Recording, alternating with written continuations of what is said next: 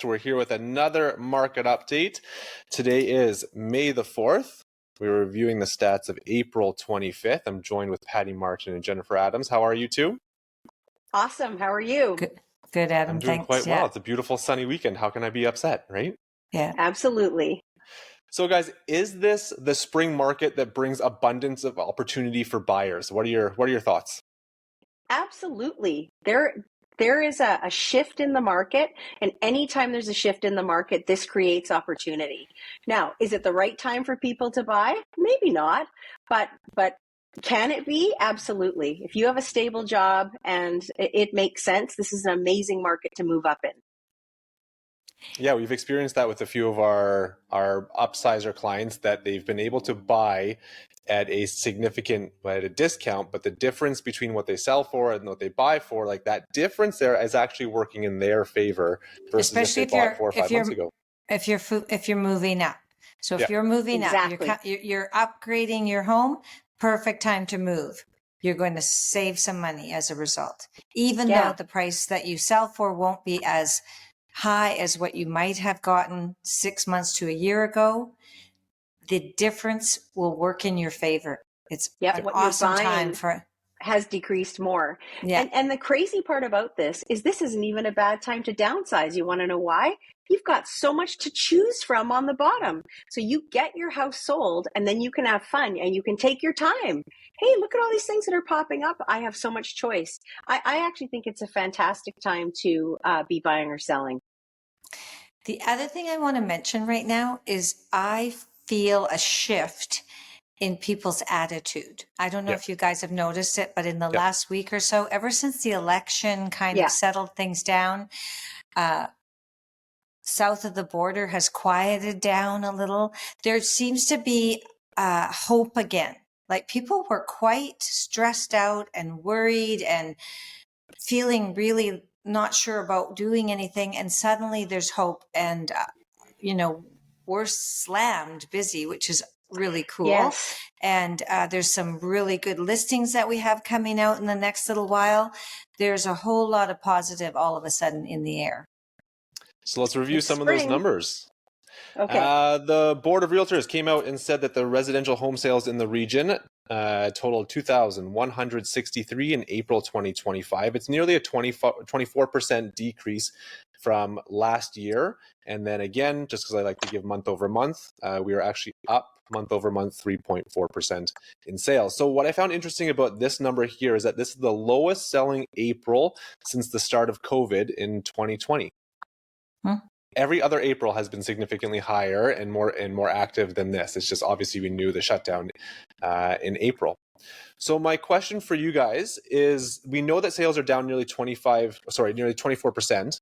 And despite the improved borrowing costs, what factors do you believe are holding buyers back, and how long can this hesitation kind of continue on for? I think I really agree with what Patti said. I think that we are seeing that things are becoming slightly more certain around us in terms of politics. We don't necessarily have an election on the horizon like we did in the fall with the provincial government. Now we've had this spring election, and I do think that people's lives move forward and they need to do things. So I think there's a chance that we do see a little bit more activity as more inventory keeps coming on and the opportunities look better and better. I think it's finally going to have buyers come off the fence, so to speak. Yeah. Interest rates are still good too. Yeah. Yeah. Well, yeah, we've had 7 consecutive cuts. We are kind of predicting a few more basis points by the end of the year. So we've been saying it in previous podcasts, like interest rates are where they need to be. So now it's a matter of, are we secure in our jobs? How's the economy? Can we foresee 5 to 10 years out that this is going to be a safe purchase for our needs, purchase or sale? Adam, you know what I think is probably the single biggest obstacle for buyers right now is unrealistic sellers. Because I think that we see time and time again when a seller prepares their property correctly, like they make it ready to go, and then they price it right, it sells. And when they don't price it right, it sits there. So Well, it's a perfect segue into some of the inventory and talking about what sellers are competing against. There were 6,850 newly listed properties for sale in Metro Vancouver in April 2025. It's a 3.4% decrease compared to last year. So there's fewer new listings coming onto the market. Month over month, our new listings actually increased by about 6%. When we're talking about total inventory, we're 16,207 total listings on the market. It's nearly 30% increase compared to last year. And it's 47.6% above the 10-year average. Yeah. Do you know, it's an interesting thing, guys. I always, I love your numbers, Adam. I do. But I have more. I know you do, but I like the tried and true, simple way. Just drive a neighborhood. Yeah. And tell me how many The for sale signs you see. Yeah. Because I cannot believe when I go into some of the neighborhoods, we haven't seen this in a really long time. Yes. Where there's so many choices and they keep multiplying. It's happening. Exactly. And when I took a look at the stats just throughout the Lower Mainland, and I'm talking from, Ladner to West Vancouver, there's only say 3 data points we look at, right? We look at inventory, we look at sales, and then we look at sale price. Yeah. And so here's what's happened. Inventory is up, sales are down. But the interesting part is in only about half of all the markets has price been affected. So in some markets, even with those conditions of inventory up and sales down, some of them have prices up for whatever reason. Mm-hmm. So this is the interesting part about stats. But it's the start of a shift, right? So we can't, it's too soon to talk about price changing significantly until you have a couple of months with an increase in inventory month over month. And that is already happening. Look at the attached. Like the attached has if we look at belief. If we look at Richmond, last year in April, there were 758 attached listings. So that's condos and townhomes. This year, it's 1,258. Yep. That's significantly more. Yeah, way less. Way less. Yeah. So my question for you guys is, right now, inventory is at the highest point since 2014. So an 11-year span. Wow. How does this affect your conversations with buyers who have been struggling with, is this the right time? There's so much choice out there. Like, how do we advise our buyers? Well, first off, there is a lot of choice. That doesn't mean it's a good choice. Yeah. And sometimes taking a buyer, this is what we do, right? You guys, we take buyers out and we show them what there is. I'm guessing that the last few buyers you've worked with, you're still only showing them 1 or 2 really good homes that you want them to buy. And the education about pricing is just easier because there's so much more to show. But how people manage and take care of things, and how incorrectly priced some of this stuff is, to your point, Jen, where the sellers are still back a year back in terms of what they think things are going to sell for. Those are all factors that make a buyer make a decision, yes or no. And so even though there's a lot more inventory, there's still only so many things that they would actually buy. I agree with that. So, and follow-up question to that one, because we briefly touched on price point. How are you advising your buyers to approach negotiations in this market where prices are softening, but we're not seeing that drastic shift? I think we rely heavily on stats, and we rely heavily on previous sales, because those don't lie. People can list for whatever they want, but it's what they sell for that creates a data point and helps us help a buyer determine what the value of a home is. And of course, we do all sorts of things. We're looking at, which way does the property face? Is it on a busy road? How close to schools? Like what, it depends what the buyer's looking for. But of course, we're approaching it with, let's write a reasonable offer, but let's negotiate is what we're doing right now. Are you finding that most of your buyers are coming in well under asking full subjects, or are you finding that most of your price points are more in line with the comparables and the seller's list price is just that much more elevated? I would say like it definitely varies based on the list price. But if the product is priced correctly, there is a little bit of room for negotiation right now. And I find that you have time right now, which is also a wonderful thing for buyers. They can make deliberate, informed decisions. And they have time to think about what they're doing. And that kind of is priceless when you're making this large of an investment.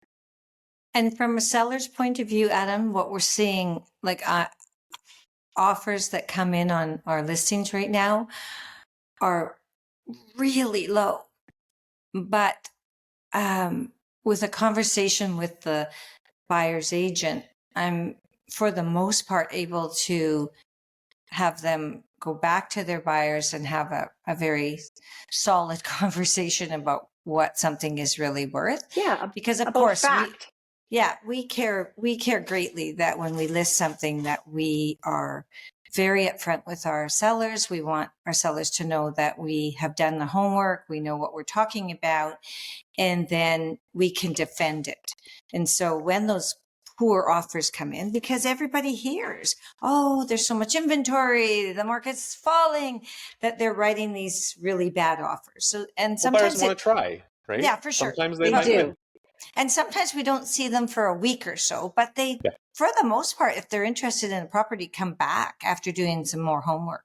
So yeah, there is a way to look at maybe how things have adjusted that we would take into account, but it's not that dramatic at this point. The price change, it's not that dramatic at this point. Moving on into sales to active listing ratio, we just want to know how fast homes are turning over. And so for the month of April, the sales to active listing ratio was 13.8%. It's down from the last month, which was 14.9%. And if we actually break it out into detached, attached, and townhomes, all these segments are down quite a bit as well. So talk to me about the speed of the market. We are showing our houses more. We are possibly showing them 2 or 3 times before we get offers. But are we noticing that homes are starting to sell sooner? Does it take a couple price reductions or adjustments? Like, what are we noticing out there? Well, first off, it depends on what you price it for in the first place. Yes. So let's talk about realistically priced. Realistically priced, paying attention to what's surrounding you, what the last sales are, even somewhat of a tiny adjustment in terms of the rising inventory. The homes are selling. They're selling if they're priced correctly. If they're incorrect, they're sitting. And that's what happens. When I looked at the stats from March to April, the days on market in almost every category except for a few outliers, it took longer. So it can take anywhere from a week longer in April to sell. That's what it kind of suggested than it did in March, and that's just it's a factor of having more to look at. So let's say you're a buyer. Mm-hmm. And you've got a lot more to look at. There's only so many Saturdays from 2 to 4 that you can get out there and squeeze in these looks. So, people work, they have lives, they're coaching baseball at night anyway, and they're not that stressed. They're kind of like, oh, well, gee, it's the beginning of the spring market. There's going to be more inventory, and they're not wrong. Inventory is rising. So that's why we see that days on market just stretch out a little bit. And so this is a perfect segue into our final little section here as we wrap it up. I want to talk about the future outlook and then our strategy. So what would you say to someone who's on the fence about buying this spring? Would you wait longer or act now before that supposed competition is going to come back with another rate reduction, or how the economy kind of unfolds? What do you say to that person? Well, first off, we're not sure we're going to see another rate reduction for a while. Mm-hmm. Yeah. Banks aren't talking about that right now at all. And then secondly, go do your homework and see what's available that you really want to buy. I'm guessing it's one or two out of all of the properties that you can choose from. Yeah. So if there's something you want to buy it. And if there's not, then you should wait. But it's it's a really cool opportunity to actually educate your buyers a little bit about what the market is. It's a lot harder when there's nothing to show them to talk about pricing. This is an awesome opportunity for a buyer to get out there and really understand the market. And do it safely, right? Subjects, inspections, disclosures. For sure. And this brings up another kind of thought, which is when people try to time the market, and that's a scary thing to do. You wait 6 months. We don't know. None of us have a crystal ball. We can't really tell what's going to happen.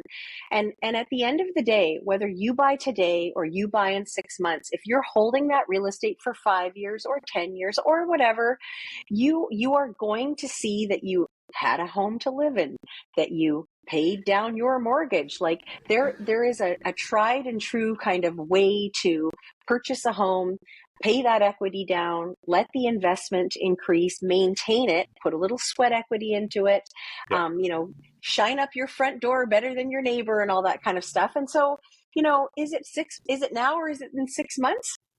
Just get into the market. If you can afford to get into the market, get into it. So are there any last comments? Yeah, I just want to interject that